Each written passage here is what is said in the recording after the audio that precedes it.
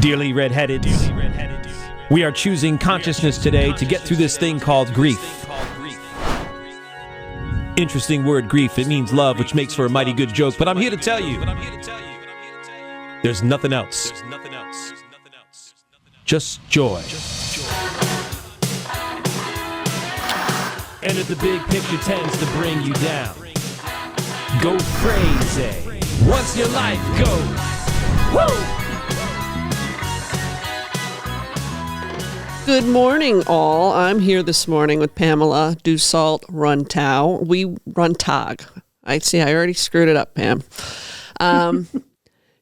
We met how I've been meeting a handful of people over Facebook. Pam, why don't you give your background and then we'll explain how we met. And Okay. Pamela, you prefer Pamela. Pamela. Yeah, Pamela, but Pam is fine too, just so you don't, stress out over that. I have a close friend, Pam, so. Okay. Yeah, so, my background. So I would say about 23 years ago, I changed my career path into getting into healing. And what that looked like was started with massage therapy, then moved into energy healing, then moved into shamanic healing work and a shamanic practice. And I did that for many years, and that kind of evolved into what I'm doing now, which is more consulting and coaching, basically people through the process of a personal crisis that they might be going through. And one of them, of course, is estrangement and family estrangement. And and so that's kind of where I am now. Gotcha. And you're located where? I am located in Massachusetts, central Massachusetts, and just outside of Worcester. Yeah. And you do meetings in person, online, both? Yeah, I typically do meetings online, mainly because I have many, clients all over. So it seems easier. And I got through the pandemic, that was just sort of the way to do it. And then it just never really changed from there. Yeah, so I do not do in-person meetings. I do a lot of speaking. I give a lot of talks. Of course, those are in person around my area locally. But other than that, one-on-ones are typically done online. And how could someone contact you?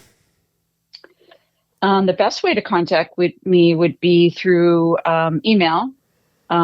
Which is hello@Pamela-Dussault-consulting.com. And Dussault is Dussault. Correct. Fantastic. Yeah. So what put estrangement on your radar? Oh boy. Well, actually, what put it on my radar was a client who, came to me through my personal crisis consulting work, and it was the first time I was working with somebody who was going through a family estrangement, and I became very I became more aware of the different nuances that are happening out there. And I just started studying and reading up more to both help my client, but also to know of this new, I don't know if you want to call it a phenomenon or what, but it's just seems so big right now. And, and so, I had the tools to be able to help them through it. now I had a new knowledge and understanding of some of what was going on with that. And then I had a very interesting and scary experience in my own family, where there was a very real threat of this happening with my son. And fortunately, I was able to divert it a little bit before it got really bad, because I had some of the tools and some of the understanding. But it's still, things aren't perfect, but at least there's communication, and the communication is open. So so that real experience where it was like, oh my God, now this is happening to me, or about to happen to me, really enabled me to empathize that much more. I'm a very empathic person, by the way, but it enabled me to empathize that much more with other parents and what they may be going through. And so I kind of put that out there, and I, again, found more people talking about it on Facebook, and that led me to create the Facebook group, Which is called Gen X Parents of Estranged Adult Children. Yes. And that's how I found you. I think I was one of your first members, because you only launched the page in the last couple weeks. Right. Yeah, and it's already grown to almost 400 members. It is a private group. I just want to put that out there. So there are some, questions that need to be answered before you can join. And the purpose of that is just to keep out some of the trolls. Yeah. Yeah. Other pages you and I discussed briefly, you, and I'm not going to be able to do its justice, and I don't expect you to remember, but your angle on this is, and correct me if I'm wrong, you're really looking for parents who can look at themselves and we both said the children come first, but the parents are right next. That's right. Yes. Yeah, I am. I'm looking for people who are ready to do the work, so to speak. And that's mostly on, themselves, while simultaneously opening up new paths and new ways of looking at their situation, so that there can be a reconciliation. The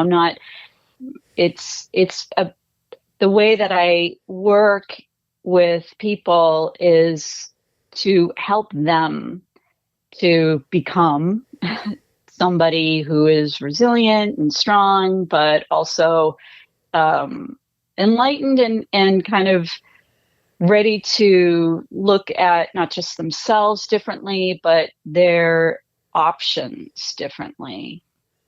And at the same time, look at the options of how they maybe can create, an opening to at least the start of some kind of reconciliation.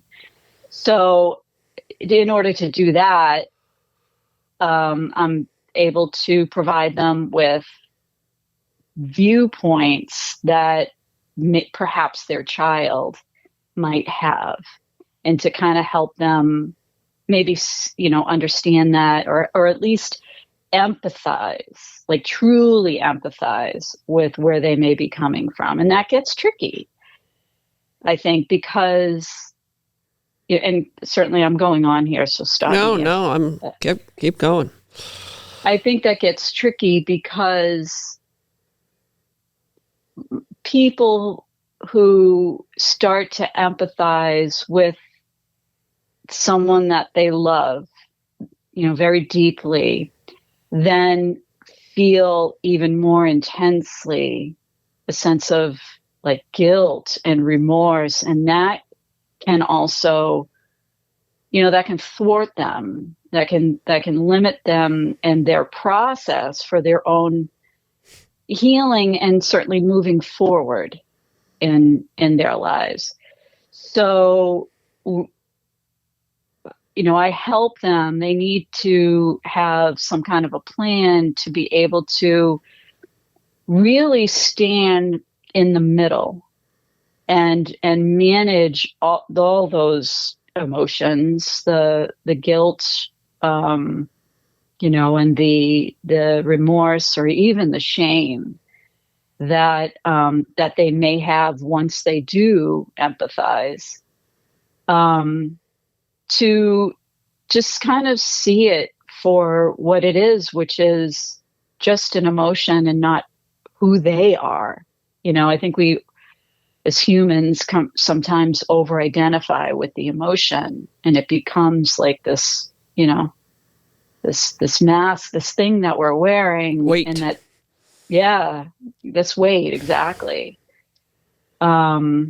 So to help them really find that middle path, to navigate and kind of be in the in-between and be okay and find peace there, and even there's the possibility, there's so many possibilities of, some joy Right. in their lives. So, yeah.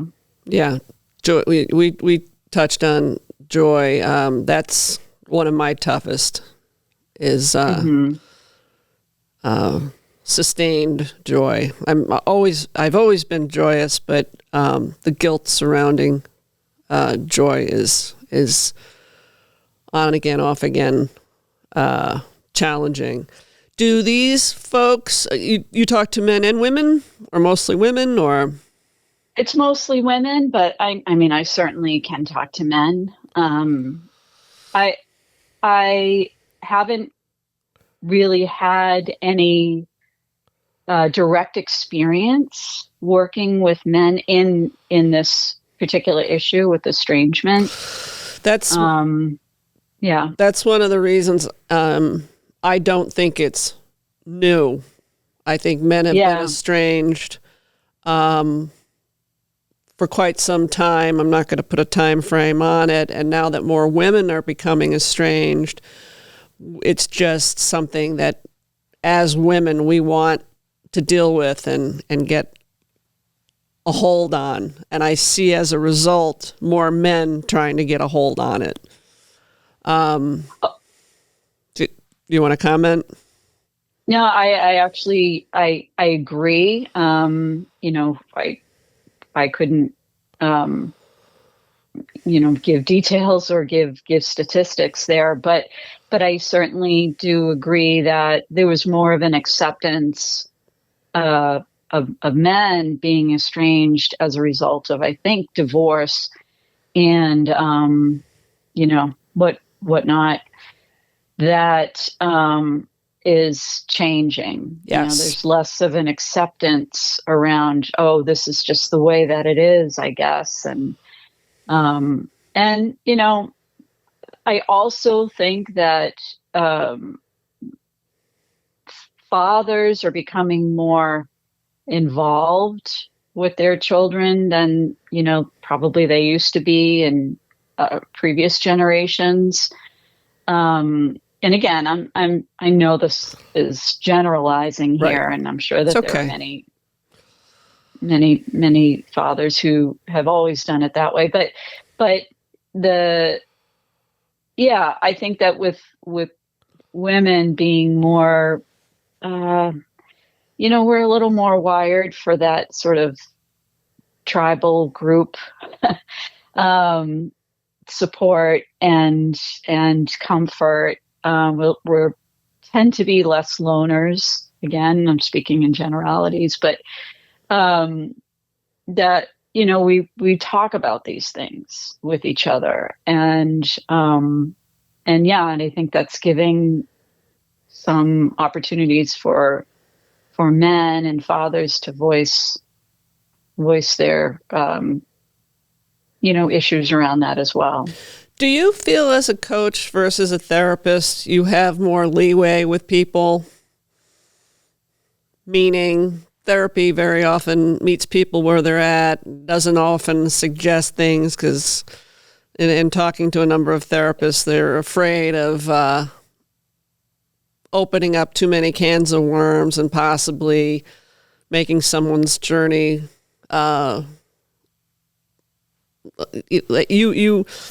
you said, and I hope I can bring this full circle, that in these conversations with people, sometimes what you wake them up to tends to thwart some of the healing because it's so deep and they have to face themselves. But do you feel as a coach you have, like I said, greater leverage to do that if people want to face themselves versus a therapist who is governed a little differently? Yeah, I do. I think that therapy absolutely has its place, and I actually recommend that many people, if they can do both therapy and coaching, that would be ideal. But I think that there was a lot of maybe red tape. There's a lot of sort of limitations on what a therapist can recommend, and for many reasons, right? And I don't have that. I don't have that limitation. With coaching, it's not regulated in terms of insurance, right? So where insurance may cover your therapy, you then have all of those quote unquote rules, limitations around it. Yeah. And with coaching, because again, insurance doesn't cover it, that there's less. So yeah, I think that I have a lot of leeway in the way that, I can work with people if they're ready. Mm-hmm. If they bring their childhood or their marital strife to you, do you get into it? Oh, yes, I absolutely do. So you have to be flexible, and I most certainly am. And if it seems like, okay, there's this other thing now that is coming up that needs to be explored, we'll explore it. And I think that the tools or the framework for the plan for them and how to move forward doesn't change all that much, even if there are other nuances, that come into the mix, because there's still a main goal or outcome, to be reached. And so which doesn't really. I'm sorry, which is salvation of self and reuniting with adult children. Yes? Yes. Okay. Yes. So in this case, salvation of self comes first, and reuniting, comes second. This is why I like you. I mean, go ahead. Sorry. No, we're doing just fine. I just want the audience to know we have spoken only once before, but really realized that we can't throw one another for loops, and I really value that because I'm not trying to be right. And when where estrangement is concerned, I too read, I'm not fully estranged. It's certainly a possibility where I'm concerned. I'm not going to the races with it. But I know by sharing my voice, which is tied to self, it may be off-putting to my boys, and I can't worry about it. And you're a little more guarded where that's concerned, and I totally respect that. But a lot of what I'm putting myself through with this podcast and my writing is to heal myself. And I am less worried about let's just say I'm less worried about hurting them now than I was 4 weeks ago, because the healing that I've done and the work that I've been led to, I just have to share. I just have to share, and it's about me. It's not about them. Yeah. Yeah. Yeah, you do have to share. And I think that, well, that also teaches them, but it also enables for the reconciliation to start new. Because it's the thing about with no eggshells. with no eggshells, but also with it's going to be a new relationship. You're not, the thing that I try to teach my clients is that don't expect the relationship to just pick up where it left off. No. It's going to be different. And that's a good thing. Right. It's good for both of you, each of you. So yeah, I think sharing all of that is really beneficial. There's nothing. I think we all need that, to know that. We all need to be inspired. So yeah, and I think I've expressed to you that my soft spot is extreme covert abuse. Men and women who have been through it, either via childhood, especially rage, marital, a higher, I'm already sorry I said higher, a deep brain injury that manifests in often being caught in decades of abuse that takes an enormous amount of healing work to get through back to self, and then examine what we repeated and how to best find that peace and find that joy, because it is possible, but there's really no such thing. And I there's terms I don't like. I don't think estrangement is a one size fits all.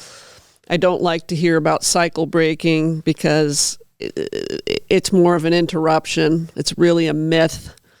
You don't start these patterns of estrangement and then they not have consequences within the family. So it's just a matter of talking about it and recognizing that each case is unique. But again, I have that soft spot for folks who have survived covert domestic violence and childhood shit. Yeah. I mean, I went through that myself, which was the thing that changed me and got me into, just sort of opened me up and made me want to get more into healing work. And so I get that. And I think that that's where we can empathize that much more with our children and what they, what they may be going through. Not that we were, exactly. Not that we ourselves were necessarily covert abusers, but, I think that we talked a little bit about how the words abuse and drawing a blank on the other ones, but that how the meanings have changed so much today. Yes.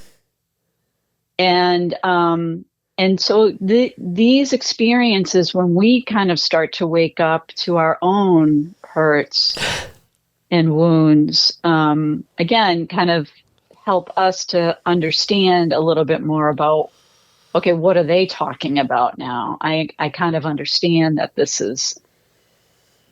And it's not so limiting in its description and yeah, definition. that plays right into, the stats on women being abused in childhood is 1 in 5, which is a drop in the bucket. We're learning that from Tell Somebody, Me Too. Uh-huh. And then the stats on men, the last time I read, was 1 in 10. That's a drop in the bucket. So we have people just waking up or coming out of dissociation, being in an environment that's safe and healthy and wanting to figure out themselves so they can rebuild the relationship with their kids. But, the generations that were physically abused then led to that more covert abuse because you couldn't get away with physical abuse as much as you could get away with covert abuse. And I see that, especially being Gen X, that Z, if you will, millennials and Z, whatever, are more tied to that emotional abuse. And they can't relate to their parents having been through both physical and emotional, and we're supposed to know better, and we don't. And that covert emotional abuse gets repeated, and that's what they're really hammering home as the bigger issue, is the psychological piece. Oh, yeah. Absolutely. Yep. Yeah. And that's where it gets dicey because, we're at, by the way, Pamela, we're at 25 minutes, so we can wrap this up. And then maybe we'll start with, I had asked you, and we both watched the Oprah podcast on estrangement. And maybe we can start with that in episode 2. I thought it was good. And we'll delve deep, but I am happy. I hadn't thought about Oprah in a long time, so I kind of missed her. And I am just grateful that this issue is getting that kind of attention because of how important it is. And I think the perspectives on it are going to continue to be vast. And I just want to encourage people to work with people such as yourself so they make sure the individual self gets addressed before you put into place a strategy that may or may not work for self. Yeah. Because I think there are several different ways of handling estrangement. And we can get into that when we talk about the Oprah special. Thank you for listening and supporting Natural Born Redhead. If you follow the Bouncing Balls, please like and subscribe. If you know someone interested in sparing others grief and inciting joy, message me on Facebook or reach out via my website, Natural Born Redhead. J-Ma.